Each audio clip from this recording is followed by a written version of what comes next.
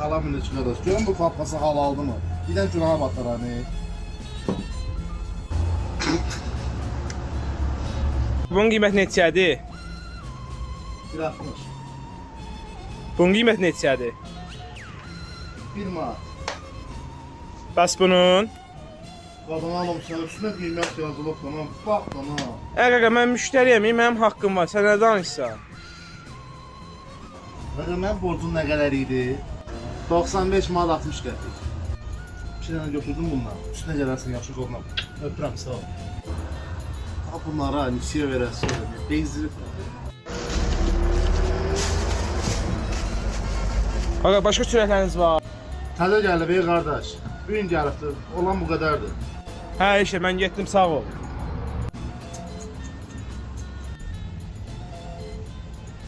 Buyur Ağsaqqal, nə lazımdır? Valla, valeriyan var sizdə ürək dərmanı. Bunu apteka oxşuyur. Bu görmüsən marketdir. Qalamış qardaş, bu 100 yaxıda varmı? Yox, yox. Belə. Ala çıxındır.